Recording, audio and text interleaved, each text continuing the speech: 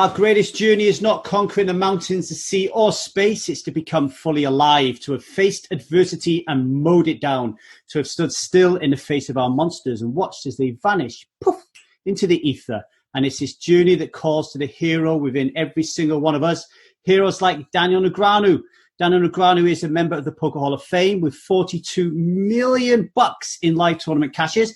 Amongst his accomplishments is 6 World Series of Poker bracelets, 2 World Poker Tour main event titles, and he's the only player to have won the World Series of Poker Player of the Year twice, nearly 3 times, but maybe a sore subject, and is one of the rare breeds of poker players whose popularity transcends the game, as recognized by the success of his masterclass. Ladies and gentlemen, today's hero, GG Poker Ambassador Daniel Negreanu. How are you handling lockdown? Well, I'm handling it great. You know, the World Series of Poker thing, someone pointed this out to me, but it's fair to say I was the former 3-time WSOP Player of the Year, right? As far as the lockdown goes, I mean, it's been blissful. We're both homebodies, me and my wife. We really like staying home. We don't need social engagement. We have each other, and I have all the toys I need, you know, playing online poker every day, getting real healthy. Since Rosvedov, where I ate and rarely slept, I've lost 30 pounds I didn't know I could lose.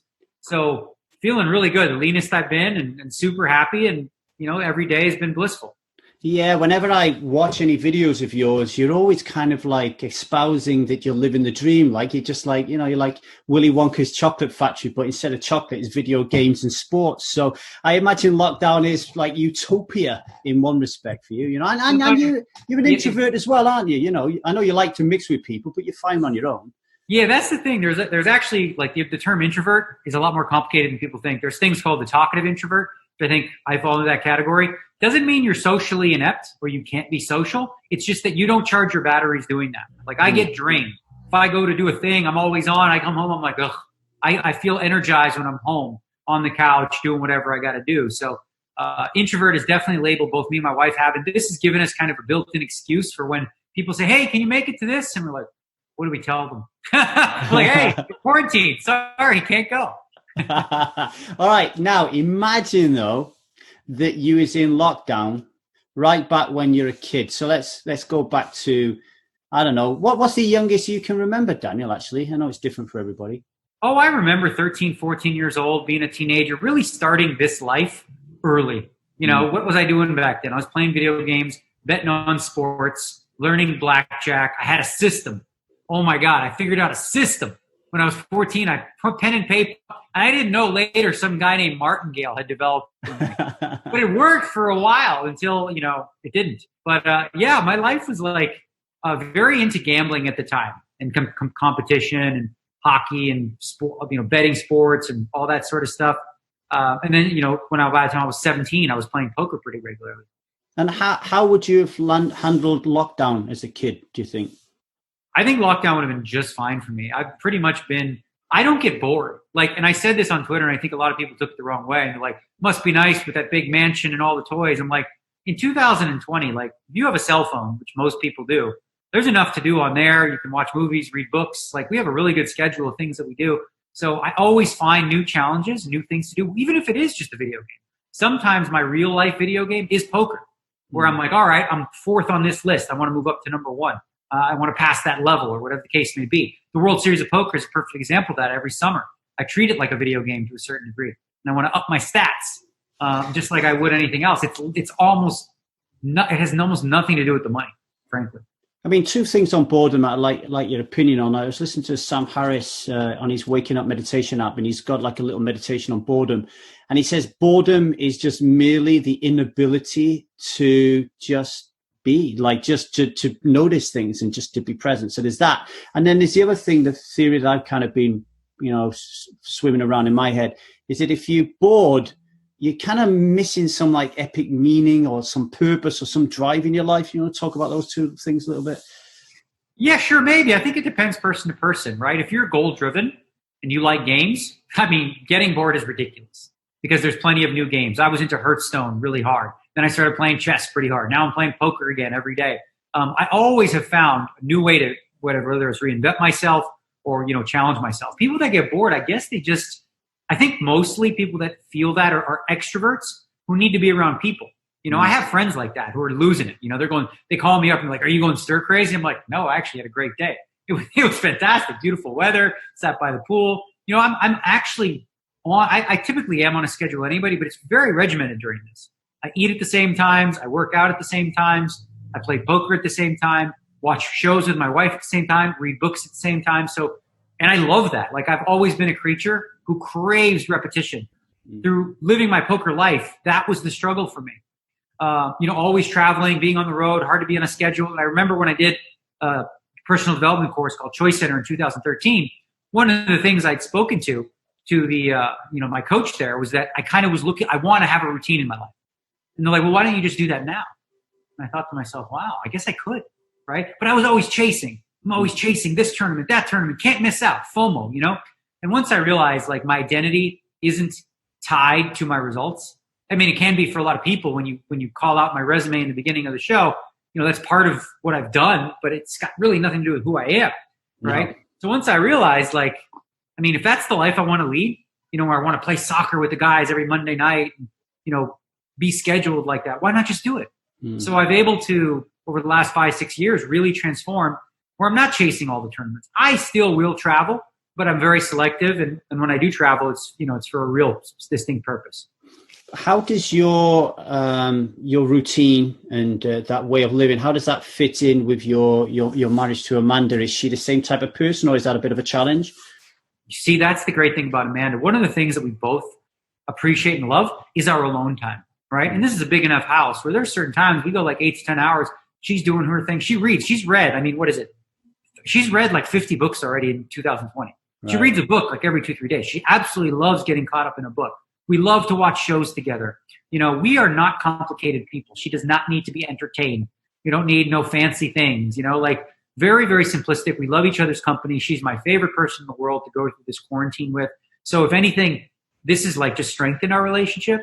I think a lot of people have strain about being around each other so much, but because she sleeps later. She's more of like a night owl. She goes to bed like 6 a.m. sometimes, right? So I play poker till about now, which is right around 4:35 p.m., make my lunch or whatever. Then when she comes down, we'll either go outside for a bit or we'll watch a few of our shows together and then go up and read. So it's been great. Like, outside of this, all we really did on a regular basis was go to hockey games. That was like the only thing that we did to leave the house.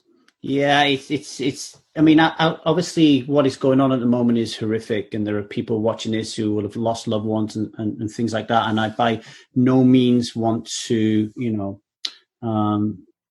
be any way harsh or is not lacking sympathy when I talk about this. But I feel that it is a real opportunity to reset, and especially around your relationships, because I find with lockdown, you actually realize, a lot of people will realize, that me included, you actually don't have a relationship. You might have a functional relationship, i.e. you live in the same house, you raise the same kids, you sit down, eat at dinner.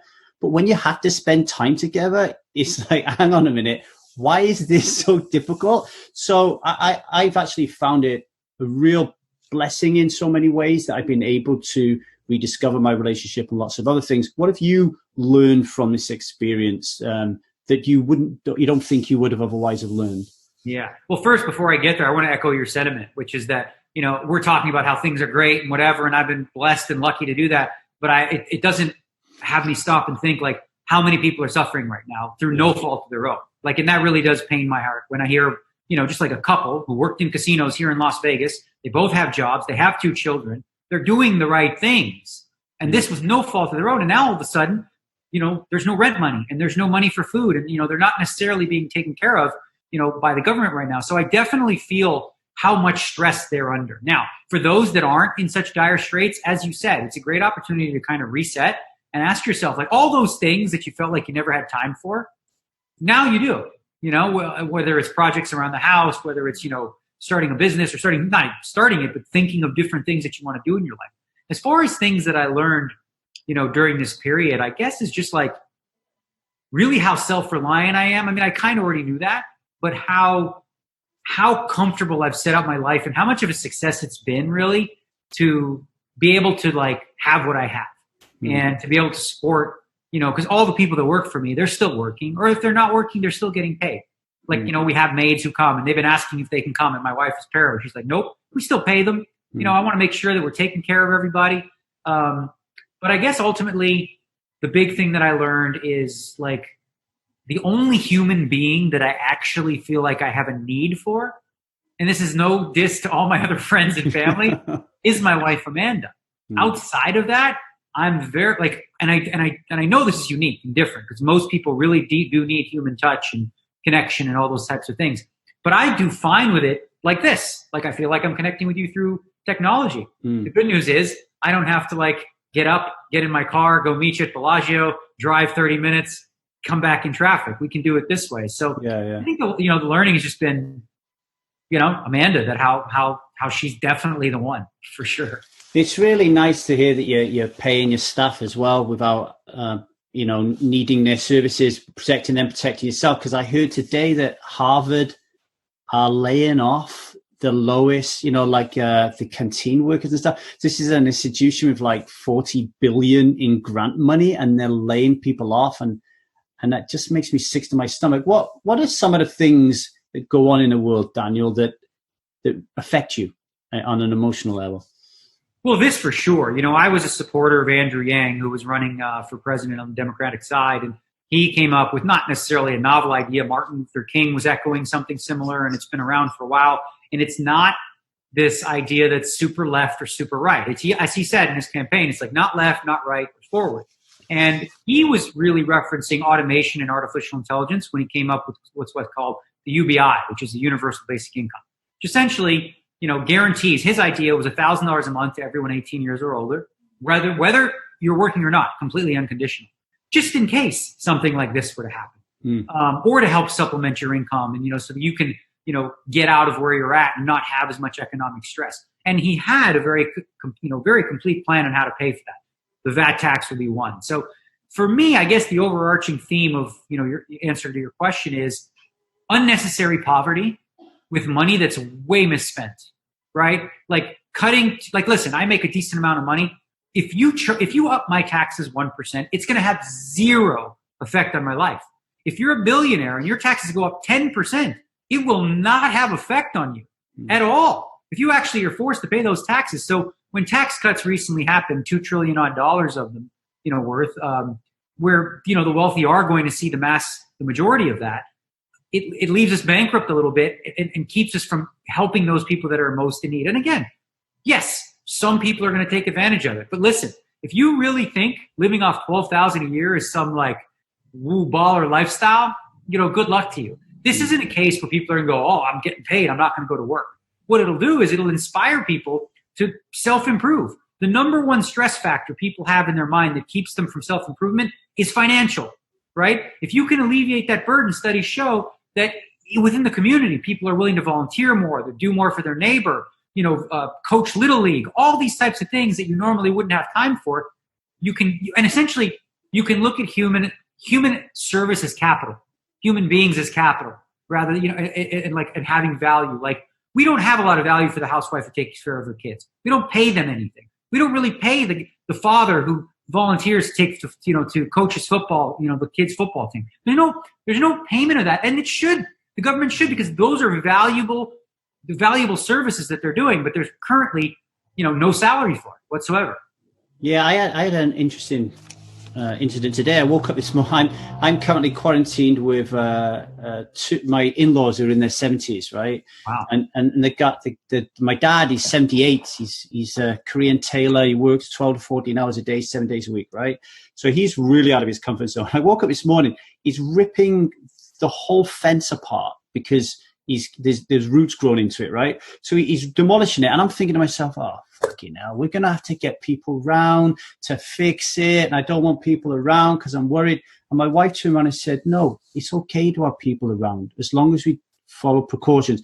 People have to work, and there will be people here desperate for that work. And I was like, oh, I didn't really think about that. So it is, things aren't always as straightforward as you think, are they? Yeah, no kidding, especially with this. Like, and I understand both sides of this argument with opening up the country, right? Because you have one side who are, generally financially okay, who are like, shut it down, don't open up for a year until we have a vaccine, right? And you can see why, right? You want to get rid of the COVID, I understand. But then on the other side, you have people that are like paycheck away from being homeless. Like you do that, you're talking about in America, 40, 50 million people may be homeless in a year if you were to like, no longer allow them to work. So some happy medium. I don't know the right answer. I'm not a scientist. I'm not a doctor, but I think it's important to have empathy for both sides, not just the side that says like, well, I'm okay, so shut everything down. Forget about those people. Let them stay home. Then take care of them. If you are going to take that position where you feel like everyone needs to stay home, then we all better step up and take care of those that, won't have food. I mean, you said then, you took an isolated incident and said, let's have empathy. I could have empathy with both sides. You strike me as someone who has empathy with people and situations, kind of like that's your basis, that's your starting point, and you'll deviate away from empathy if someone's doing something real. Like if there's an Adolf Hitler going on, then you might deviate away. But generally, you strike me as a person who's like, now, hang on a minute, this is going on for a reason. Where did you develop that? Well, first of all, am I just making this up? Is this just my limited experience of being with you? How true is it? And if it is true, where'd you get it from? Well, I can say with certainty where it came from. It came from my parents. My parents were always extremely generous. My parents came to Canada with literally $5 in their pocket. They worked menial jobs, working at my mom was selling candy floss. My dad started sweeping. And then, within a year or two, he was doing the electrical work there. And then they bought a house and then they sold a house. They lived the Canadian dream, if you will. But one of the things that rang true to me was just how my mother and my dad were with generosity, right? They always went above and beyond. They were never concerned about like, well, wait a minute, this isn't a fair deal. I didn't live the nitty lifestyle. And it's probably why I have such a strong aversion to nits. Those people that try to suck everything dry for that last nickel without any sense of like, easygoingness, if you will. Like whether even, you can relate that to poker. The players who, it's a six-handed game and, the weak player quits and they won't even take the blind. It's like, show some respect, and stuff like that. So I would say that sort of level of generosity came from my parents, an abundant feel of like always feeling like I was going to have. There was always food on the table. And when people came over, my mother fed you whether you were hungry or not. You could come to my house, right? And you could try not to eat, but good luck to you. You could try not to get drunk. Good luck to you. Because my dad would be refilling your glass, and, and my mom would be, you'd say, no, I just ate. That's okay. She'll put it in front of you and you will nibble. You will be forced to. So I'll nibble. I'm not too sure about the drinking side of it, as you know, but I definitely. Yes, of course. Well, we'll give you some tonic or something like that. On that, actually, you know that I help people quit alcohol for a living, and one of the things that we do is we learn to be comfortable with being uncomfortable, because it's that uncomfortableness around people and society, and actually lockdown, is helping people to a certain degree who've got drinking problems, and it's a fucking nightmare for a bunch of other people with alcohol problems. But one question we gave me a little play is called Know Yourself. And one of the questions that I put out there today was, what lessons have you learned? What lessons about relationships have you learned from your parents? And do you know what? I couldn't think of anything positive to say about lessons that my parents had given me. So I don't blame my parents. That was the deck they were dealt, right? But give you an explanation, an understanding of where that comes from. And one of the things that I realized was, on the good side of it, they never spent any money that they didn't have, right? Because that was just their mindset, right? Which then led me to spend more money when I was older, because I was very angry about that. But they never sat me down and talked to me about personal finance, which I think is very different, right? When you talk so beautifully about your parents and their impact on your life, was it just you saw them as role models and somehow it got into you? Or did they sit down and have these, hey, look, come here, lad, I need to talk to you a little bit about empathy. How was it for you growing up? Yeah, no, it was just there. Like you didn't need, it was so evident. I just, seeped it in through them. But like, to your point, my dad did tell me like, don't borrow money and don't do drugs. And because I trusted him, when I was 15, 14 and we would drink and they were fine with it. So that, gave me a little bit of trust that when they said, don't do drugs, I listened. So I never did drugs. But the other part I wanted to continue on, which I forgot, was the whole mindset that they gave me was, when I do business or I interact with people, I would always rather take slightly the worst of it and overpay than have the other person feel as though they might have got shafted, right? So what that has led to, a lot of people have screwed me over. Many people have taken advantage of me, but I've always lived with an abundant mindset, right? So that's, that led me to where I am. Like, I've made really horrible decisions with money, loaning the wrong people, overpaying. Like, if you looked at my staff, I mean, if you ask them, they're way overpaid. But I'd rather, they really are. And they would openly admit that. And the reason is, I would rather have it. Did I ever ask them for something extra? They would never look at it and go, you know what, I'm not getting paid enough for that. I want them to always feel as though they need to also go above and beyond, right? The call of duty, if you will. And that's how I worked in relationships with businesses, with companies that I've worked with. There's a contract when you sign with a company or whatever. And I look at that, and it's sort of the letter of the law. But I want a little bit of leeway one way, and they're going to get a lot more value from me the other way. If they look at the dots of this and they say, well, you were supposed to do 4.5 hours, you only did 4 hours. Like, okay, but you know what else I did? An extra 30 hours over here, right? And I did that out of the goodness of my heart because we want to have an easygoing, good relationship. That all was spawned from my parents, and they never needed to sit me down specifically, and teach it to me. Although, it just through osmosis, through seeing the kind of people that they were and how they treated my friends. My friends would come over on a weekend to hang out with my dad. Like, I'd wake up and I'd go to the pool and my buddies are drinking wine with my dad at 11 a.m. Like, what the hell? It's like they loved hanging out with him. They were just cool. I had the same thing where my friends would say to me, your dad is the funniest guy I've ever met. And I'll be like, is that the same guy? So I had like a similar experience, but slightly different. I know you want to be a father one day, right? So on this, you learn from osmosis from your parents. But how do you think you would be as a father? What are the most fundamental things that you'd want to teach your kids? And have you thought about that, education and outside of education, if you get my drift? How are you going to teach them? Yeah, no, there's definitely some issues that I know I'd have to be wary of. One, I read a book called The Coddling of the American Mind, which essentially talks about potentially being overprotective and that causing more harm than good. Like, essentially the theory is you need to let kids fall. You need to let them play, without your supervision. You need them to hurt themselves occasionally, whatever the case may be. So for me, I'm always a forward thinker. I plan ahead. I've always been a prepared person. Rather than deal with emergency, I prepare for emergency before it happens.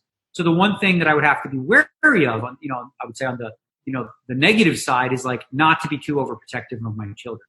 Having said that, I'm very anal, with a lot of things. My wife knows that.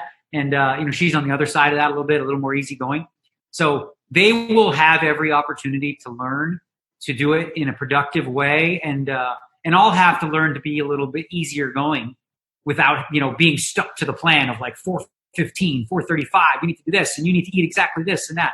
So I have to allow for them to make their own mistakes. But I think as a dad, the one thing that I would really think that I'd be good at is speaking to my kids. And I found this with other people's kids, and I usually have good rapport with them, is I don't talk to them like they're little children.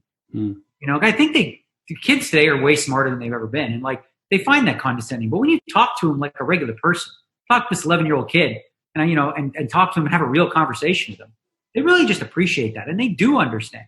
You don't have to coddle and say, oh, so how was your day today, little boy? I can speak to them like a little man or a little woman. So yeah, I think, having real conversations and also having dialogue, like constantly as a parent, I'd want to be coaching, and having the child find out why they did things on their own. So ask them questions. So like, okay, so why did you do that? And how do you think that made him feel? And what if he did that to you? Would you have liked that if someone did that to you? Stuff like, so that they get to it their end. Like, do you think about when you took his toy and he didn't know where it was? You got to play with it, which was fun, but what about him? Stuff like that, where they learn how to share and they learn how to have empathy at a very young age. Yeah, Liza always says to me, Lee, be curious. Always be curious. When you're dealing with my youngest, 3, be curious, ask her questions, It's like, definitely. You said something really interesting, how, after reading that book that you're aware, you're more aware that, you have to let your children fall, right? They have to fail and they have to learn from their failure, because that is going to build their stores of hope as they grow on. Can you remember a time when you were young? It could be teenage, it could be before, when you really fucking fell. Like what is the most challenging moment you experienced as a child? Yeah, no, I definitely remember an area. It wasn't really as a child, it was a teenager. But yeah, so before I get to that, and I will, so essentially, yeah, the idea behind the children falling or whatever, it's like similar to our immune system. We develop an immune system so that we can deal with diseases or stuff like that. Similarly, emotionally and mentally and all these types of things, we need to build up an immune system. And the book essentially covers how the safe zone era since 2012 or so has some negative aspects to it. So that, 16-year-old girl right now, when she's told she's ugly, that's such a painful experience that we saw a rise in suicide, for young children. They just can't deal. They don't have the sort of immune system with that. As for me, I think the most troubling time I had was learning the ropes with gambling and finding myself in deep trouble where I was booking sports and I owed these one guys like $8,000. This other group owed me $12,000. So I'm good. I'm covered. I've got the money to pay them. No problem. Well, the guys with the $12,000, I couldn't get a hold of them anymore. And it was week after week. And all of a sudden the guys with the $8,000 were asking me to pay and I couldn't pay. And so, that led me to a conundrum. Like I didn't really, have a good way to deal with it. And then they had like biker guys, like the Hells Angels looking into it. And I was like, oh my God, like I'm screwed. So I had to like be vulnerable and tell my parents what I did. And, they bailed me out, but it was a real trying time because, I felt like I couldn't crawl out of a hole, because it was like, like I said, I felt like I didn't do anything wrong, but really you're not supposed to take bets unless you actually have the money. So it was a lesson in gambling and a lesson in, sort of what my dad taught me, which was like, don't be like yours, don't spend money you don't have. And that's kind of what that is, making bets when you don't actually have the money to pay. Even though I felt like I did, that money wasn't in my pocket. How old was you when that happened? I think I was about 17 or 18. Yeah. Was there a real fear of your physical safety then? Luckily, I knew a guy who approached me. It wasn't the Hells Angels directly. He was kind of a Hells Angels guy, and I played poker with him, and he came up to me. He passed away recently. His name was Rick the Weasel. And he came to me privately because he liked me. He said, listen, we got a problem. I was like, what's up? He's like, they get paid. They said they break bones first. They ask questions second. And I was like, well, that's not good. He's like, you can't screw around with this. And I was like, okay. So, the only choice I had was to fall upon my parents and ask for help. Growing up as a man, I don't know if it's the same for a woman because I've never been a woman, but like the fear of physical safety has always been there for me as a kid, even today. Not less so now because you're less likely to get into these spats as you get older because you can talk your way out of it, and that need for status is not there. That seems to be there when you're a kid in a playground type of thing. And I always found it the most terrifying of fears, but I was always able to kind of overcome it by just getting stuck in. Just tell us a little bit about your early beginnings as a kid dealing with physical safety, and how the mechanisms of how you dealt with that and whether you got in any scrapes when you were younger, that kind of thing. Oh boy. Yeah. So from grade 1 to about grade 8, whatever class I was in, I was the shortest kid in school. Like I was always the smallest. Right. I developed a nickname. They called me, most of my friends were Jamaican when I grew up, and they called me Little Roughhead, which was regular. It was Little Rough Tough, but they used to say Little Roughhead. So I would get, when kids would pick on me, like I would fight back. And I always had a little bit of that Napoleon complex or whatever. But I remember, in the group of guys that I hung out with, I was the smallest, and they were like athletically gifted, to say the least. Like they were, they could have been NBA stars or, track stars and stuff like that. They were like breaking records, all my friends back then. So I think there was like definitely some insecurity about, my size. And even as I recognized that later in life where I'm like, okay, I'm 5'9", and I'm in pretty good shape, but like oddly, like I still feel smaller than other people. Like somebody could be my size and next to me, but I'm like, I think of them as big and I think of myself as small subconsciously. So that kind of is something that in a lot of ways I've overcompensated for with my big mouth, and always, needing to be the authority on this and sometimes being arrogant or condescending or, being louder or, putting others down verbally rather than physically. I think it comes from, similar to what you call that Napoleon complex of just being a small guy who has always got something to prove. And, that certainly seeped into my personality to a certain degree, and always having parents who support me made it easy. I still have this letter that my mom got me. It's up there about, the principal trying to kick me out of school because I was always getting into fights.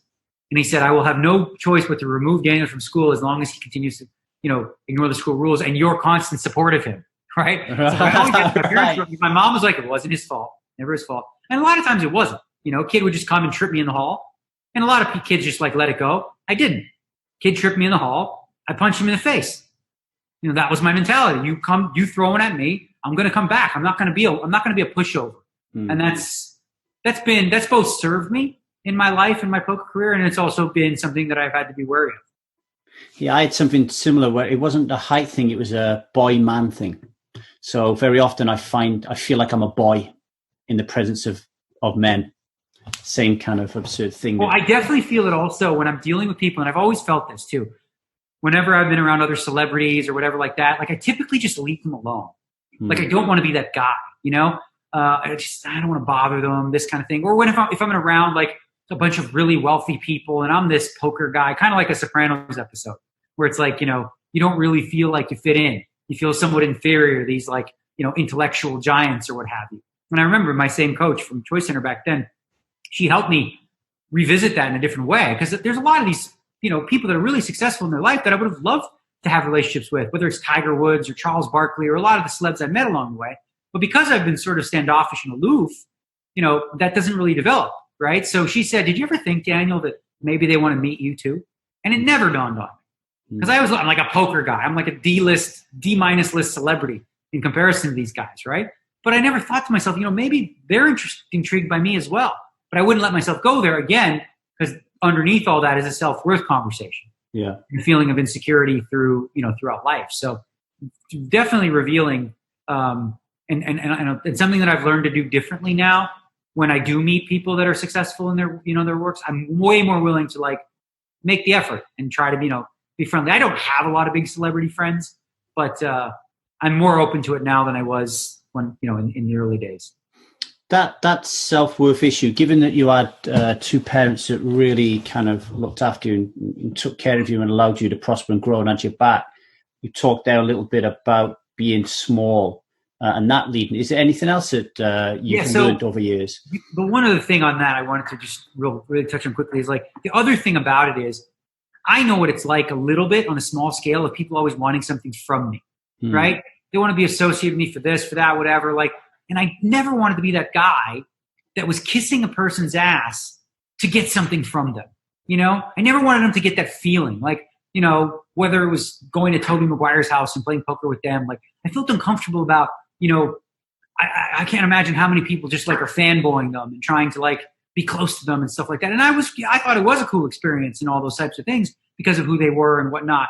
But I just never wanted to feel, and again, it comes from that same mentality of, I don't mind people taking advantage of me. I can deal with that. I have control of that. I just don't want them leaving an altercation with me feeling like I screwed them.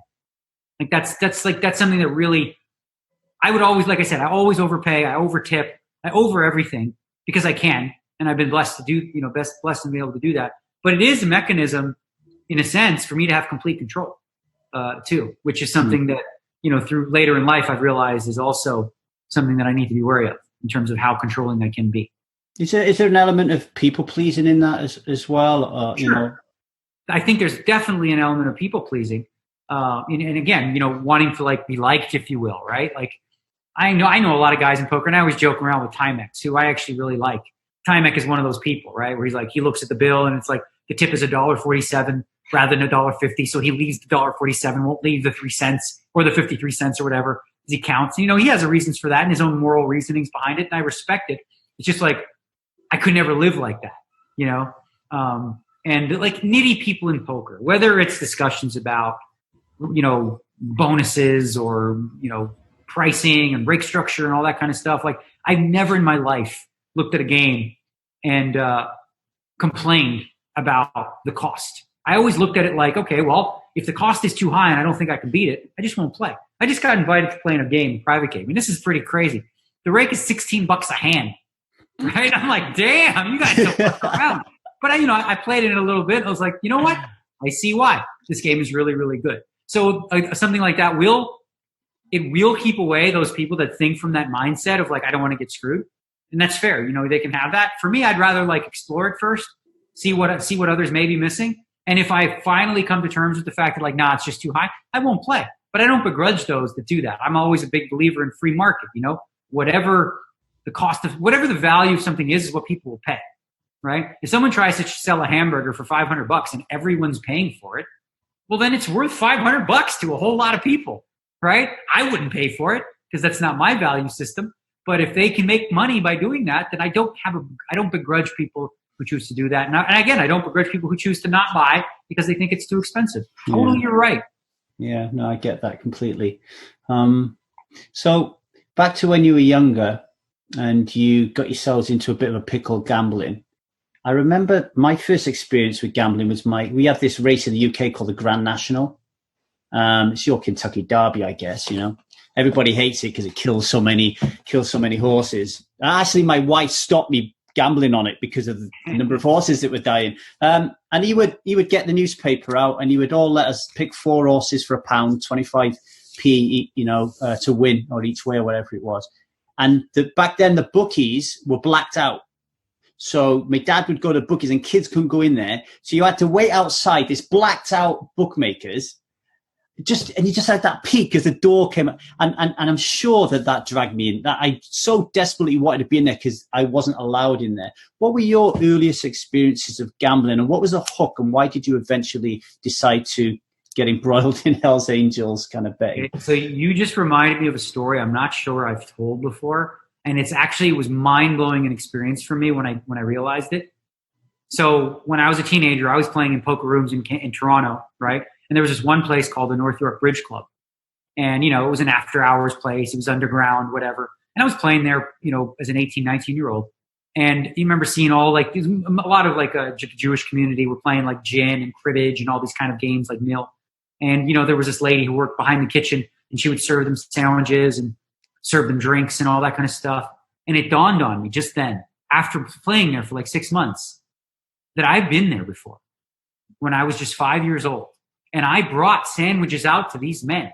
Wow. And my mom was the one running that kitchen way back then. And I had no idea until like all of a sudden it dawned on me and my mom told me we used to run the kitchen there. And I remember thinking how cheap they were sometimes because I would bring them a sandwich and expect like $1 or a quarter or something. They wouldn't give me nothing. You know? And I would like help my mother make sandwiches. And I don't know if, you know, at that early an age that sort of opened my eyes to gambling, but I certainly had an affinity for just playing cards. Like I would play with them by myself and I would play like the game of war. And instead of using action figures to fight, I would have the king against the deuce. And then the king would like beat up the deuce. And then, you know, like just being a stupid little kid. And then the deuce would lose and the king would be the king. And I would like, you know, those would be my toys as a child. So those moments those were like really, really early memories.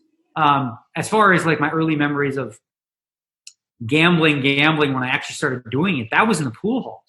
You know, I've always been a competitive person and we lived right near a pool hall and we played snooker back then. And I remember like playing for $2 or $5 and the table fee and all that kind of stuff and really being introduced to gambling. Then they started having tournaments and that's where that led to sports and poker. But it really was pool originally as a 13-year-old where I was learning I wasn't really a hustler. I wasn't very good at it because it's not my nature. As you know, you could probably guess based on me not wanting to take the best of it. Mm. But those were my, you know, early memories where I was introduced to gambling. And by the time I was 17 or 18, I was completely entrenched in the gambling world. What was it like in terms of growing up and developing as a teenager around girls and stuff, you know? So I was thinking about this the other day. I've just bought a course called Rekindling Your Desire by Esther Perel.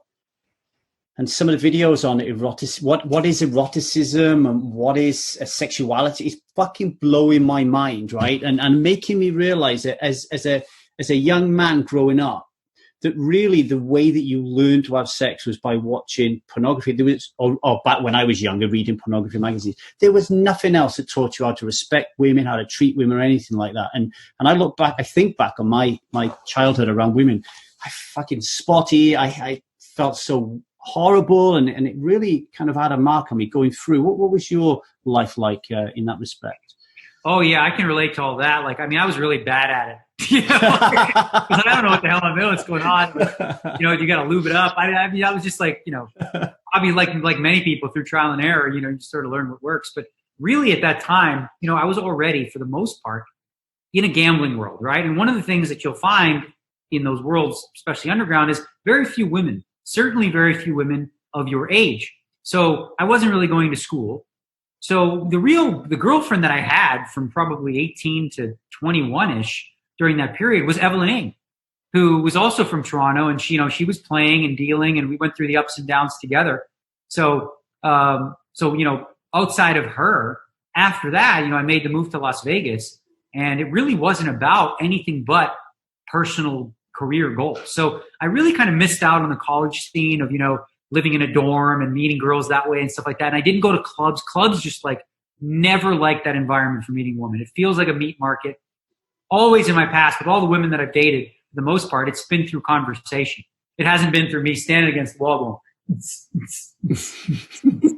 doing, so, you know, like that, just like grinding and whatever, bringing a girl home from the club. Like the one night stand guy, I really didn't do much of that until I sort of, for a short period after I got divorced, I kind of went bonkers, which was a lot of fun. During one World Series, I ran really, really hot. There's a lot of women who would come watch me play, and often I'd, you know, chat with them and be distracted. And then that evening, you know, we'd have some fun, and the next couple nights it'd be a different one. And I went through that phase of my life much later than most, you know, probably in my, I guess, early 30s. Because in my early 20s, I missed out on all that. And then I finally found that throughout that period, that just isn't me. You know, I am really ultimately like a relationship guy. You know, being the player like that, it didn't suit me. Like I've been very fortunate and dated a lot of really great women in the past, but it was never, like I never was with somebody for more than a couple weeks that I didn't think, okay, well, maybe this was the one. Like I didn't just keep one around for sex or because why not? You know, once I felt like, you know, this wasn't the one or things had turned or vice versa, they felt the same way. I wouldn't just stick with it. For the sake of doing it. Although I did a long one recently, which is a big mistake because it's a lot harder when someone lives with you. When you make that decision to live with somebody and then you realize things are not going the right way, splitting is way harder than if they have their own place. If they have their own place, you're like, yeah, just don't come over anymore, right? But when they live with you, now you have to think about your pets, furniture, stuff, all that kind of thing. So and I did get divorced once too. You know, I got married, what was it, like, I don't know, 100 years ago. And so I had that experience as well twice now, really, with the second one lived with me for like 3-4 years. And yeah, definitely harder to do it when they live with you. But now I know I've got like a ride or die for life. Like she's not going nowhere. She's not going nowhere. I'll lock her in the bedroom upstairs. I'll put food under the door and keep her there like a prisoner. It gets even more complicated. She actually liked that, which is creepy. Right. It's that time of the show to remind you that if it wasn't for the support of Run It Once Poker, you would never get to learn how Daniel Negreanu rose to the top of poker's food chain. So it's time to give them a shout out. Run It Once Poker is an online poker room for players, created by players, and if that appeals to you, then head to once.run/hero play today and you can pick up a 100% welcome bonus up to a ceiling of €600.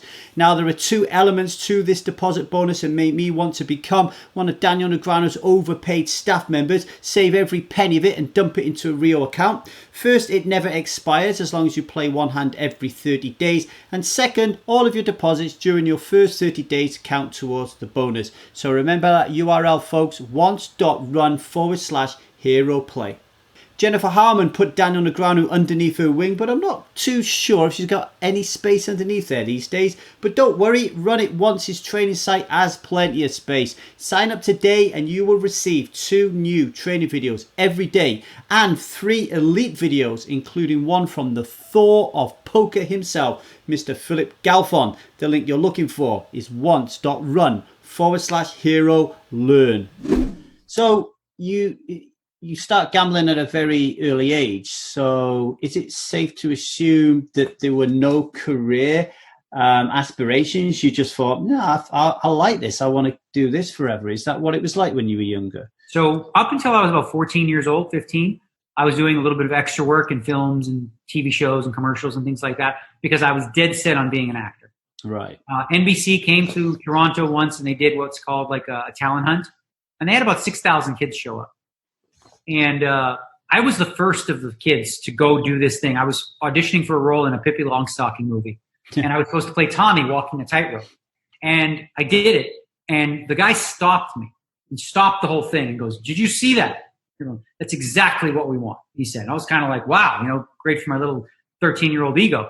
And they called back 5 kids out of 6,000, and I was one of them to be on the list because I was actually, quite good at it. Like I was very comfortable on screen and a lot of the, different things. I had a funny side story that ended most of that for crazy, weird reasons. But acting was what I always expected to be doing. Now, as I got older and gambling sort of took hold, by the time I was 22 or whatever, I really did. I woke up one morning, and I'd been doing this for 4 or 5 years, and I just woke up and sort of shrugged and said, I guess this is what I do for a living. Because I never made the conscious decision, I will attempt poker as a profession. I was living with my parents, playing with whatever money that I had, wasn't working, wasn't going to school. What the hell? I mean, isn't that what a professional poker player is? So I guess I was one, and that's when I started to make the treks over to Las Vegas more frequently until I decided to make the move. Who were the earliest mentors in your life when you was first getting into poker? So the first one, there was a few in Toronto that nobody would really know, but really the big one that, sticks out is Jennifer Harman, for sure, right? Because Jennifer, so the funny story with her, like I saw her at the Mirage, playing 40-80, and I remember one time I was sitting there on the rail watching, because I'm playing 10-20, 20-40, like this, and she's drinking a Coors Light with her leg up, all comfortable, playing four-handed, splashing around. She's like, seat open, and I was like, all scared, like a little scared little boy, like 40-80, crazy, I can't play that stakes. But I would watch, right? And so I didn't really know her outside of that one comment. Well, fast forward a little bit, I was playing in the Horseshoe, and I had maybe $1,800 to my name, and I played a $500 sit and go for a 2K seat in the pot limit hold'em. And I got 3-handed with Mike Matusow and Todd Brunson. We each saved a $500 chip, so I got my buy-in back. I get heads up with Todd, and I end up getting lucky and beating him. And now I wasn't planning on playing the tournament. I'm going to cash this in. My bankroll's $2,800. Are you crazy? I can't play a 2K tournament. Todd throws me a chip and says, I'll take a piece of you tomorrow. And I was like, whoa, Todd Brunson wants to take a piece of me? He thinks I'm good enough to play pot limit hold'em, and I never really played it before. So, of course, I decided to play the tournament, make the money, make the final table, somehow get heads up. And during that final table, Todd had told Jennifer, that was his girlfriend at the time, he's like, can you go sweat this kid at the final table? I got a piece of him. She's like, what's his name? He's like, Danny, Nagri something. Because he was worried, he doesn't know who I am. He's worried I'm going to take the money and run. It's not like when you cash in a tournament, you sell a piece to somebody, the Horseshoe handles that for you, right? So she ended up sweating me, and I knew, that she was sweating me for that case. And I think she got emotionally invested in it as well. And I ended up winning, and she was super psyched. And I remember for that, next 2 weeks, every night, her and I, we went to the bar, we had drinks, we had beers, and we just talked about life and talked about gambling. And through the next 3-4 years, I had my ups and downs. Like at that point, I took a bankroll of $2,800 and had $170,000. After I give Todd his share, I got like $110,000. So I'm basking in it. Then, of course, I start staking the wrong people, loaning the wrong people. Before I know it, I'm playing in games that are too big. And Jennifer's there the whole time trying to correct me. I remember one time, and she knew I was very stubborn. There's a 1,500, 3,000 game with her, Elliot Lesser, and David Gray. And I look at this thing, and I'm licking my chops. It's a mixed game. I'm like, I don't have the money to play in this game. I've got 30,000. That's 10 bets, 10 limit bets. But I go to and I'm wasted. I'm hammered. I've been drinking vodka, Red Bulls, smashed all night. I go to my box, grab the 30,000, plop it right down. Jennifer grabs me, says, Daniel, she's like, you can't afford to play in this game. I was like, I got it, right? I, of course, go broke in the game. But she was always there as the voice in my ear. She used to also let me sweat her in the big game. So she'd be playing, those big games, and I got to watch her hole cards. And so even before I started playing those games back in 2002 or 2003, I already had a read on Ellie and David Gray and a lot of these guys because I had the luxury of, playing with them firsthand, and they never knew anything about my game. So it gave me a little bit of an advantage that, I'm always grateful for, is just sort of the guidance. And we would talk poker, somewhat, but it was mostly about like life and life decisions. And I think she knew deep down I had to make all these dumb decisions on my own, but she at least was there to guide me in the right direction. It's almost like the coddling in America book or whatever you said. It was it's like you was a kid and she realized that she had to let you fall and fail. Did she ever? And then there was one time, this was brutal. She ended up getting married to Marco Traniello. And we'd been very good, friendly before then or whatever. And then I blew all my money. This was another time. And I was broke and I owed. And I asked for $5,000, which I didn't even consider being an issue. And she said no. And I was blown away by it, right? So it actually kind of, in the moment, I was upset, and it kind of affected our friendship briefly. But like ultimately, I realized like it was the best thing that ever happened to me. Because instead of taking that $5,000, I took $1,300 and I started playing super small, and I built it up on my own, and just learned all the lessons you're supposed to learn when you're an up and comer. Sounds like a true friendship. Saying that no, she knew she was putting her friendship on the line. That's a real bold move, wasn't it? Yeah. Well, she did say like he was. My mom called him El Capitan, Marco, and we're friendly still with Marco as well. They have 2 twins together, no longer together, but they have kids, and it was him, right? So he was like, "You can't loan this guy money." He didn't really get it. He didn't understand like how the world worked in gambling. So she basically felt bad. She's like, "I can't give it to you because he won't let me." Right. I interviewed her once, and she's amazing, beautiful woman. What is just on a side note, Mike Madison? I've never interviewed a guy, never spoken to him. You've got this persona that everybody sees, from the TV screen or these days the laptop. Who is Mike Madison really? Okay, so Mike Madison is a person who I think a lot of people can relate to because he's been through a lot of changes in his life. He is also a guy who was a little bit naive and gullible. Got him into trouble going to prison for 6 months. He was just doing a favor. He's no drug dealer. Wait, Mike is not smart enough to be a drug dealer, okay? He was doing a guy a favor. He's like, I need some ecstasy for some partying, some friends. He got it from one guy. He got set up, so he goes to jail for that.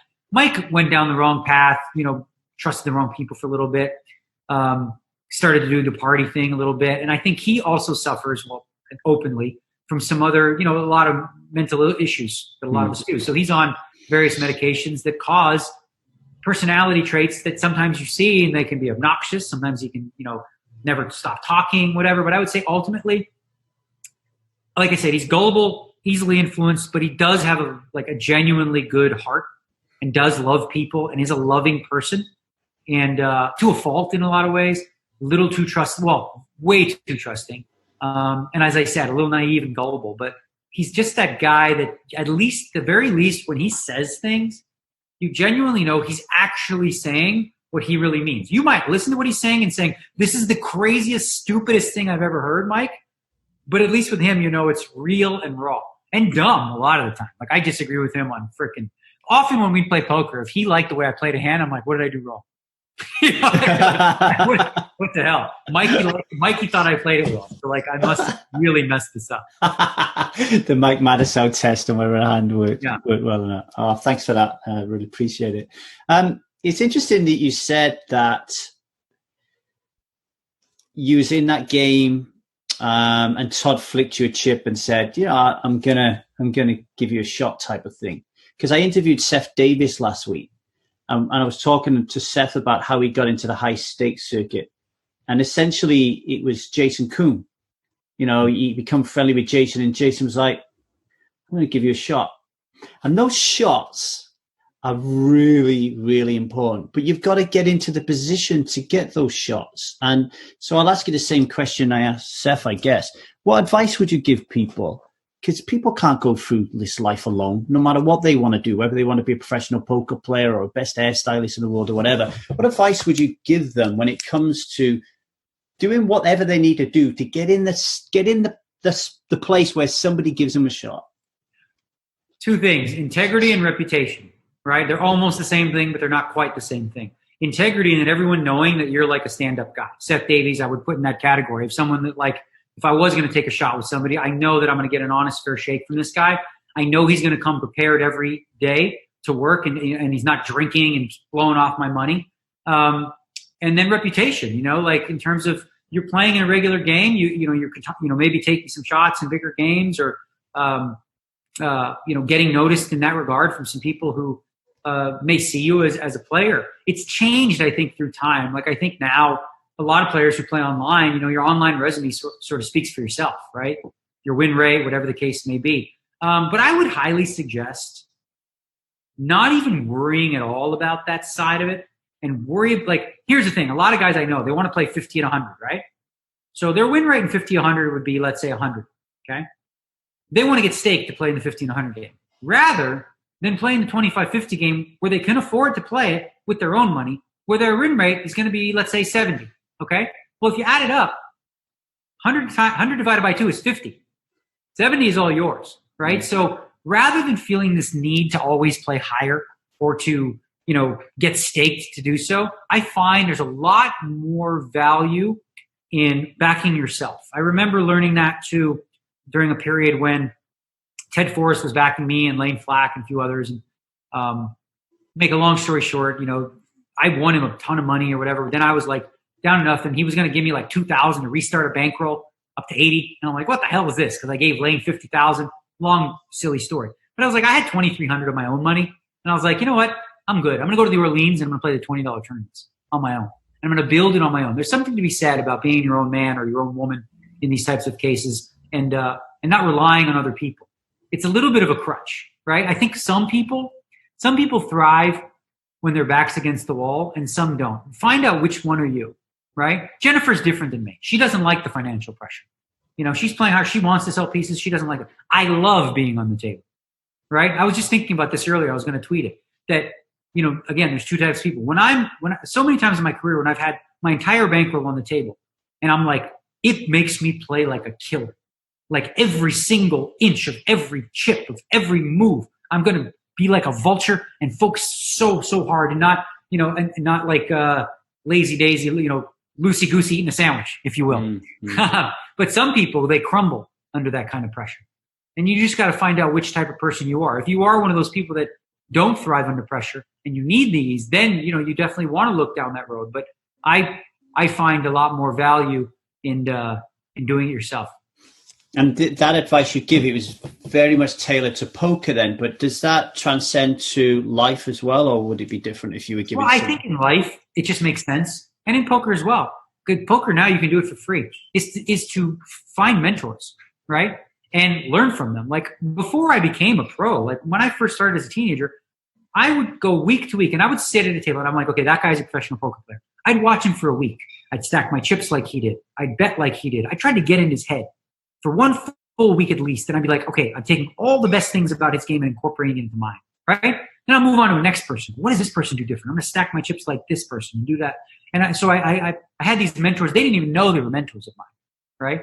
But in life, I mean, if you work in a company or you work in a business, if you're trying to do something that somebody else has already done, why not look at the roadmap and sort of study what worked for them and what didn't? Use what you think would be applicable to you and discard the things that are not.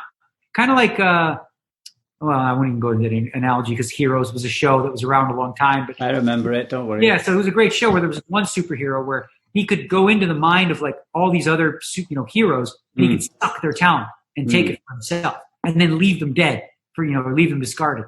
And that's kind of what would be like a way in which to just live your life. Like even if it's poker or whatever, don't just take any piece of advice and just assume it's right. You know, it isn't. I'm reading a book right now called Fooled by Randomness that shows how often we look at a hero for how things turned out, but we don't look at all the alternate possibilities of how it could. For example, let's say you see this guy, he's got $10 million and he did it because he was a dentist and he worked his way up, right? Successful. What about this other guy? He's got $10 million, but he did it a little different. They both have $10 million, so they're both successful, except the second guy, he played Russian roulette and one of the 6 bullets was going to kill him and the other 5 meant he got $10 million. So on paper, they're both equally successful, right? But one made a good, stable, smart decision. The other one, in an alternate universe, is an idiot. You know, gave himself a 17% chance to die right there on the spot, right? So that matters too. Like just because someone's become successful at something doesn't mean that every piece of advice they have is going to be solid. We have that same kind of issue in the sobriety industry as well, because like I haven't had a drink for 10 years. So I have struggled sometimes when people in my community are really going through, you know, a real tough time right now. And then they'll look at me and go, well, you don't understand, because like you've got your shit together and you've been clean for like 10 years. But nobody ever wants to look at the process because it's too boring.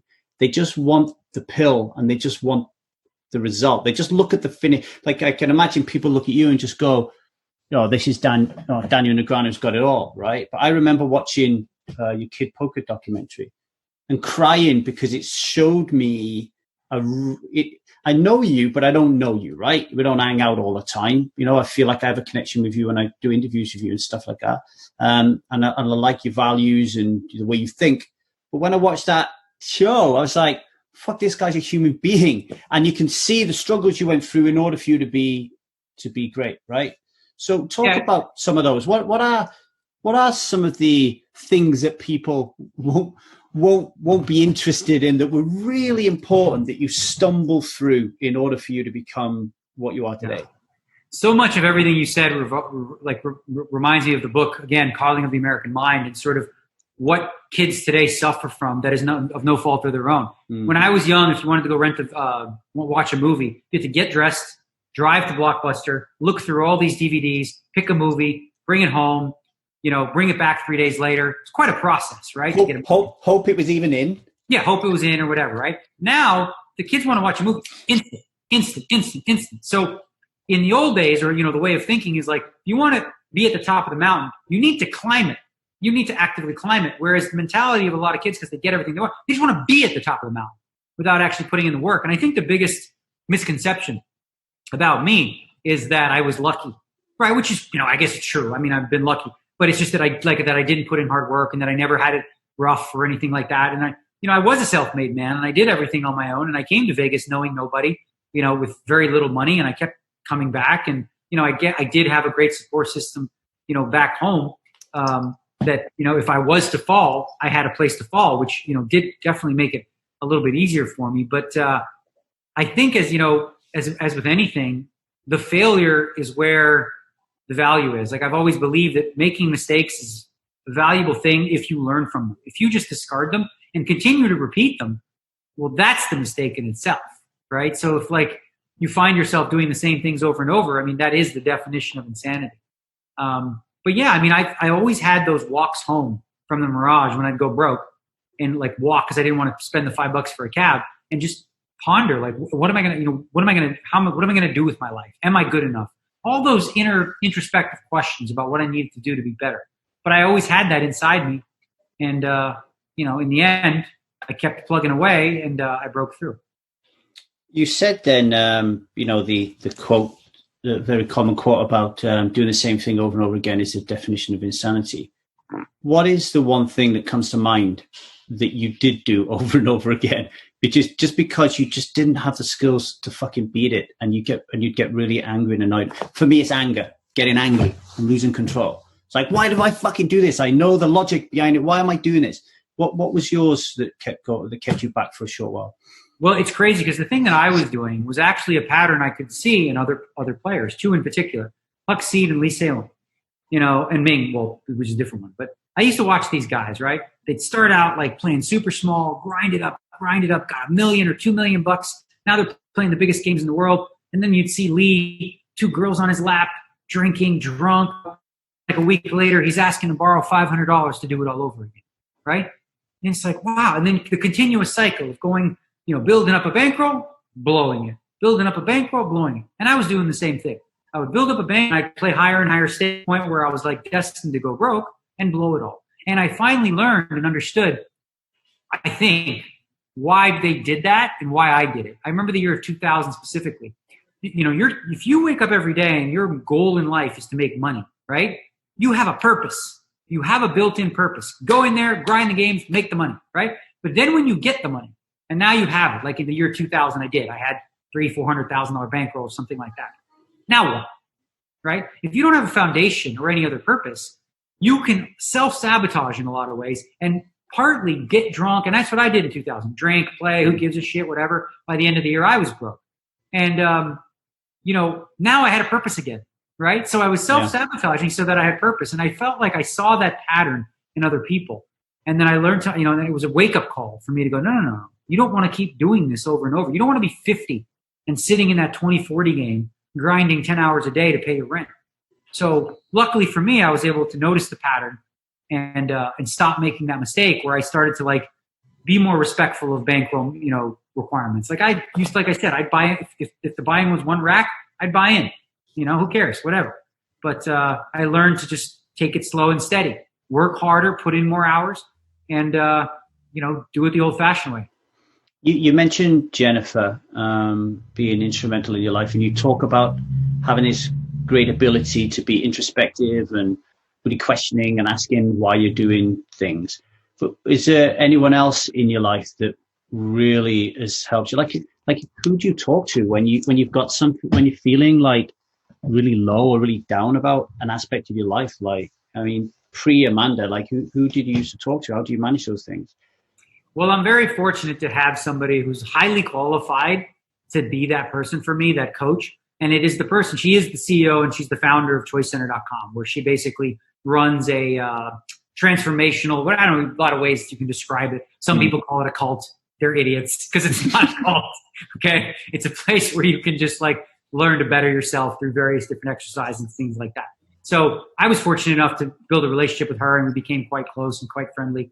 And she's given me some of the most eye-opening insight as a coach imaginable. She doesn't know poker, but she doesn't really need to because she knows people and she knows how to ask the right questions. Like the thing that makes for a great coach is not advice. It's not like you should go do this, you should go do that.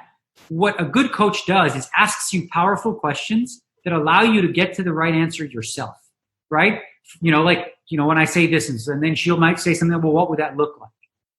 Then I can continue to expand, right? And like, so how does that play out? And so she would guide me in a sense. She knew where she was going with it. And she taught me how to do this as well, because I've coached some people since, learning in a lot of ways, what it takes. And, in order to be a coach, you have to be like neutral, which is a very difficult thing to practice. And what I mean by that is non-judgmental whatsoever. So if you're coaching somebody on something they're doing that you completely disagree with, right? Let's say like they're doing like, they're cheating on their wife, whatever the case may be, and you totally fundamentally disagree with that. You can't inject that judgment in your things, like by saying things like, so do you think that's the right thing to do though? That's not coaching. That's you being condescending and judgmental, right? Asking questions about like, how does it make you feel? How would it make you feel if she found out? All these types of things, totally neutral. So she's been great with me on doing that. And I also, for me, because I come from I have a high opinion of my intellect, right? Which a lot of us do. So very few people I feel like I would trust to coach me in areas like that. And she's always been somebody that I would ever lean on, with whether it was exercises. She'd have me close my eyes sometimes. One time I was having a rough day. She told me to go out on the balcony. I did. She's on the phone. She's like, put the phone down. She's like, now close your eyes and think of a beach. And then like think of a smaller part of it and think of a grain of sand. And get me down to this one specific thing and realizing like how your problem in this issue is like a grain of sand, in a bigger sea. And the other thing she taught me, which is really, really great, and I would highly recommend anyone doing this, if you're having issues yourself and you're feeling down or whatever, one of the best ways to get out of that is by being there for somebody else. It seems as though in those moments it would make sense to worry about you. But the truth is, the more you spend the more outward focused you are in those moments, the more you're alleviated of your issues in the moment and you're focusing on someone else. And oddly, it helps you get out of that and helps you in some ways, I think, find the answers to your own problems as well.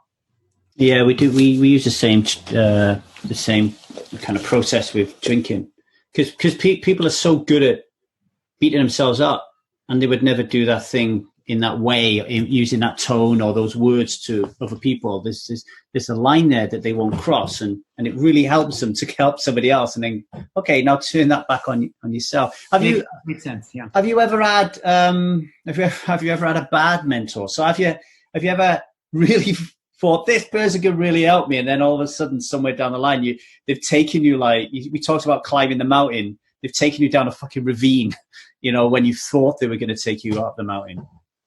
Well, I wouldn't call him a mentor specifically, but it's certainly a bad influence. A guy who, he ended up, I don't want to name him, but I used to hang out with him a lot. We were friends, and sort of he was winning bracelets and, you know, living the high life and getting into the scene and doing drugs and all that kind of stuff, and drinking, whatnot, blowing money, playing the biggest games and all that kind of stuff. And I'm like, well, if he does it, maybe I can do it too. And then I found myself, I remember one time at Commerce Casino, like 9 o'clock in the morning, you know, drunk, playing heads up with this guy, smashed, and like, now I'm broke, and I'm like, I don't know what I'm going to do. And he seems fine with it, you know, because he was always like in and out of money and was borrowing and doing all that kind of stuff. And so, you know, influencing me in the way, like making that feel okay to a certain degree was like something I needed to move away from and be around people that were like a little bit more put together, so that I wasn't, you know, because I think, you know, a lot of cases, whatever it is you do, like say, for example, drugs, if you're around a bunch of people and they all do drugs, they're all doing cocaine all the time, it's normalized for you, right? So it doesn't seem like a big deal, or I guess it wouldn't, right? Whereas if you're a bunch of people who don't do that, it would be awkward and weird for someone to do it. You'd be like, well, what are you doing, right? So I think that can seep in, you know. So like, I think it would be really important, especially for the people that you talk about, is, you know, if you're trying to recover from being an alcoholic, I would imagine being at a bar around, you know, 30 people who are just drinking socially might not be the best environment for you as an influence, right? You want to be around other people that are like-minded and doing things that support your cause, support you in your cause. So me being around people that were taking advantage or doing the same sort of mistakes in terms of bankroll management and all those kind of things, those were bad influences. Like trying to figure out, we'll worry about it tomorrow. No, that's not how I am. I need to worry about it now and prepare for it rather than worry about it when it happens. It definitely happens in the alcohol. It's one of the most challenging aspects of getting somebody clean, actually, because I went to a Brendan Burchard seminar in San Diego just before lockdown. He's a Canadian entrepreneur. And he said, you know, you've got to spot toxic people and toxic environments, and you've got to get your radar on, and you've got to be like, he said, I walk into a toxic environment, I'm like, I got to get out of here.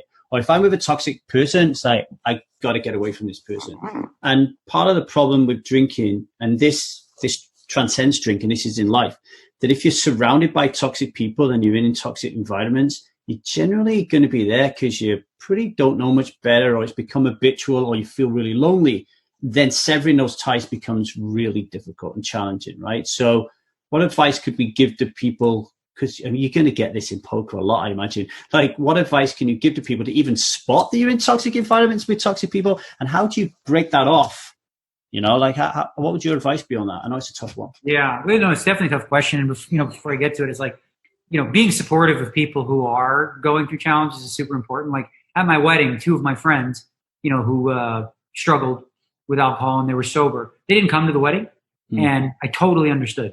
It's just everyone drinking champagne. It's too casual, social anxiety, all the things associated. So, you know, being really understanding of people who are struggling with that sort of thing. But as far as like advice in terms of avoiding people that are toxic in your life, I think deep down, you know, right? Like if we really ask ourselves deeply, we can tell, you know, and just be honest. I think being honest with yourself and realizing that it may be difficult. I think the hardest part for people is being in toxic relationships, in relationships where people enable each other, where 2 people struggle with the same thing, whether it's alcoholism or drugs, and they're together, and, you know, then they both have to go through it together. And it's difficult because the part of your sobriety may mean no longer being with the person that you might love. So very, very difficult. But ultimately, I think, you know, and I think it just takes courage. It takes a lot of courage and support to just, at least for the time being, get those people out of your life. And then hopefully in time, both of you have healed, and maybe, you know, there can be a reconciliation, but you both need to do it, you know, on your own if you're codependent. It's like you said earlier on, isn't it? When you break up with somebody who doesn't live with you, there's not you still got sunk costs there because you got, you know, your emotional, you know, your memories and all that kind of thing. But if they live with you, if you've been with them for 3 or 4 decades, if you've got dogs, cats, kids, and then you suddenly realize, holy shit, I have just been a zombie for 3 or 4 decades, and now I'm waking up. That's a tough spot. Yeah, I mean, ultimately, you have to finally decide to choose your health and happiness. It's like, it really, I mean, it can sound condescending to people, but ultimately it is a choice. I'm not saying it's an easy choice. I'm not saying sometimes you're not choosing between bad and worse, because you often are, but ultimately every decision you make is going to be a choice. And, you know, if you're thinking 5-10 years down the road and of a vision for your life and what you want it to look like, ask yourself if you're on the path to do so. And if you're not on the path, what changes are you willing to make, and what changes are you going to make in order to give yourself a better chance to have that? Why are you so interested in politics, and how did you get involved with Andrew, and where do you see yourself in the future politically? Do you ever see yourself running for office or anything like that?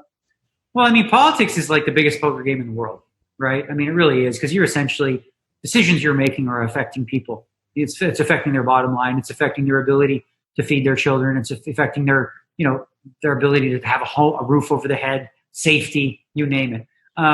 Listen, I've been blessed to, have a lot of free time, if you will, from the job that I had. And I consider myself of above average intelligence and of means as well. And I care, and I care about what I believe is right. And I find politics sad overall, because it's really, I remember being politically inclined even in the 80s. And I remember the respectful conversations I had with people that had disagreements with me over dinner or whatever. We could talk about different healthcare programs or, ideas for taxation and whatnot. And it was always civil. And you ended the conversation civilly. And now with social media, I think it's had an overall really negative effect on that, as well as cable news, where people, if you watch this or you watch this, this is your reality. This is your reality. When I say something, you're like, are you insane? This person says something. This person said, you're insane, because look what I just saw, So the way that it's devolved, and, it's not really news anymore. It's all opinion based, and it's all about shaping the narrative. And it's true. It really is true on both sides. I find one side to be far more egregious than the other, but it doesn't matter really, because both sides are taking part in this. I always felt like it's important to be real and share my voice. So if I have ideas or thoughts, I don't want to live my life like Michael Jordan once said, he was asked, like, why aren't you more political or speak out? He said, because Republicans buy shoes too, or something to that effect. And it's like, listen, I know I've probably turned off fans or whatever because of my political views. And I think that's more a case of a fault of theirs, not mine. If you're judging me as a human being because of my views on the way in which we should live as a society, or like my political views, if you will, then you're part of the problem, if you will, right? I try now what I've been doing with Twitter, because I found Twitter can be really toxic, and I've been pretty consistent with it. When someone comes out with me with some real heavy insults and all these types of things, I literally write back, best wishes to you and your family. I hope you guys are safe, right? That's it. I leave it there, because that literally does diffuse it. Because I could do something else. I can go, well, you're stupid because of this. Listen, if to this day, if you have the beliefs you do about the current administration in the U.S., I'm not going to change your mind. There's nothing I'm going to point to go, oh yeah, but you know what he said yesterday? Oh yeah, but none of that's matter. You're just caught in a vicious cycle. And I see people on Twitter constantly in the bicker. And I've been really good about getting myself out of it. I'll post a thing here, occasionally once in a while, but I don't get involved in the back and forths, because that's where it devolves, if you will. But I'm always going to speak my mind, and if I think something's worth saying, I'm going to say it. Yeah, I always used to look at your Twitter, and you something would blow up, and then suddenly I'd see that you're having to defend yourself, or you reassert your opinion, because we're talking back then in 140 characters.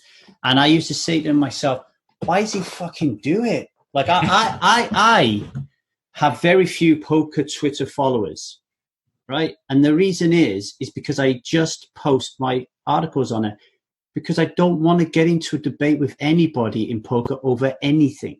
I'll do that in my alcohol thing, but in poker, it's just something about it my self-esteem can't handle it, right? It just cannot fucking handle it.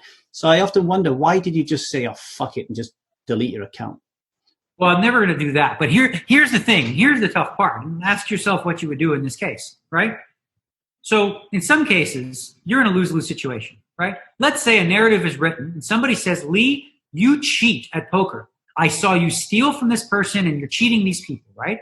So you can say nothing, let it go. Other people hear this and go, oh my God, I never knew Lee was a cheater, right? So it's affecting your reputation, potentially your livelihood, potentially your brand, potentially the trust people have in you, right? Now you start defending yourself. And people say, oh, yeah, but you did this. And you say, no, that wasn't me. Da, da, da. Now you all of a sudden find yourself defending yourself, right? So you're losing there because now you're engaged in this toxic conversation.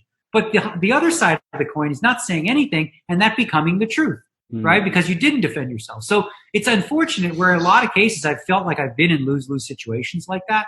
One that comes to mind is when people start attacking me about, this whole rake thing or my thoughts on rake, and like having to like go over it each and every time with new people who have been jaded into thinking one thing, where they take 4 words out of like a 30-minute sentence that was part of a sentence that had a finish to it. Like the 4 words, more rake is better, ... then what, right? Then death, if you will, then taxes, then, whatever the case may be. It was part of a conversation. But if you just snippet something out, you can spin something and make someone look really, really bad. So I was getting flack for that, for example, and I felt like it made sense for me to defend myself, and explain what was said and, the merits of it and how logical and practical. I wrote a blog, discussing it. It doesn't matter though, because some people don't listen. They don't want to hear the defense. They just go, oh, it's easier to just hate, right? And you're not going to win those people over. But what I did learn about Twitter is while you're never going to win over a hater, if you will, there are other lurkers out there who are reading what you're writing. So even though they're not posting, you're influencing them too, and they're listening. So, for example, if you read reviews on a barber or a hairdresser, majority of reviews are going to be negative. The reason for that is we have a propensity as human beings to like, if you got a bad haircut, you're like, this freaking guy, you go home, you type up all the things he did bad. If your haircut was okay or good, you're far less inclined to be, looking to do a review, right? So you find that 99% of responses might be negative, but it doesn't represent the majority. And I've learned that a long time ago. Forums, Twitter, it's a microcosm of not only the world, but especially the poker world. A lot of people on Twitter feel like that's the whole poker world. And they see a completely different world than I see, right? Because in some spots, if you look, you'd be like, Daniel Negreanu is the most hated human being of all time.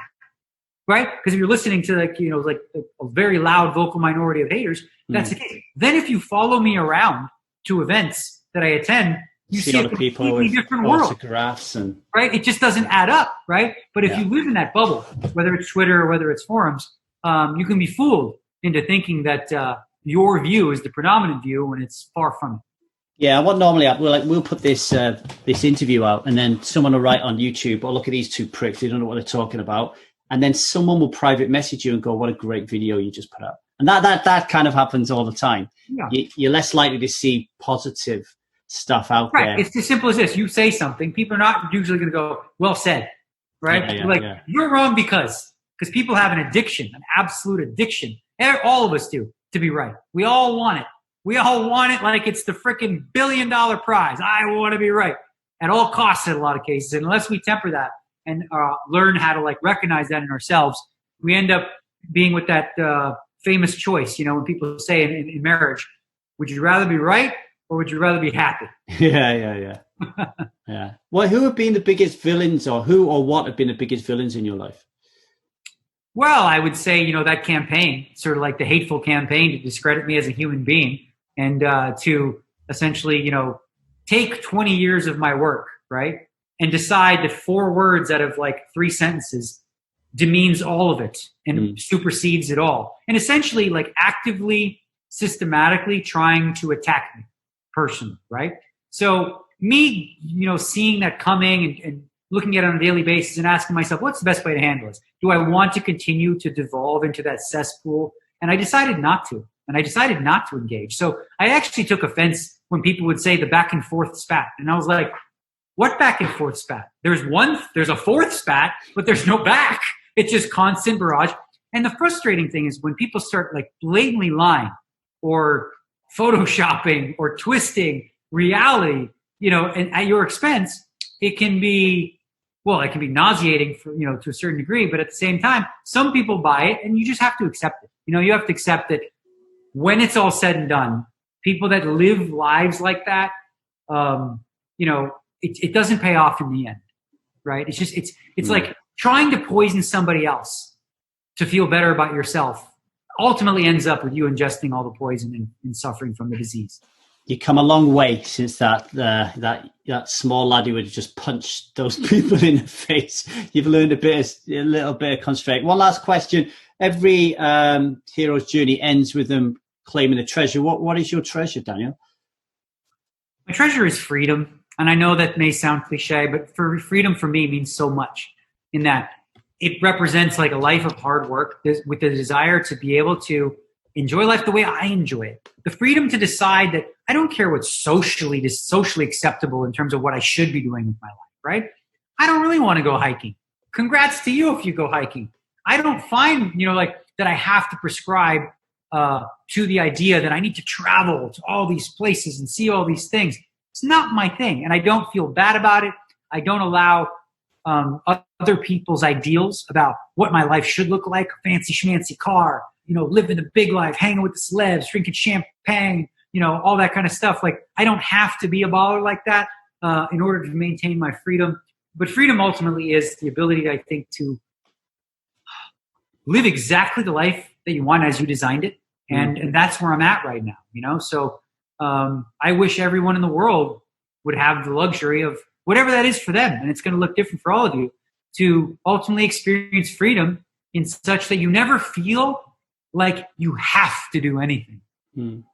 Well, Daniel, thank you for that. Really appreciated you sharing your hero's journey, and wish you all the best for the future, and see you at a live event, hopefully sometime in the future. Yeah. Well, as always, deep with Lee Davey. Always a fun interview with you, my man.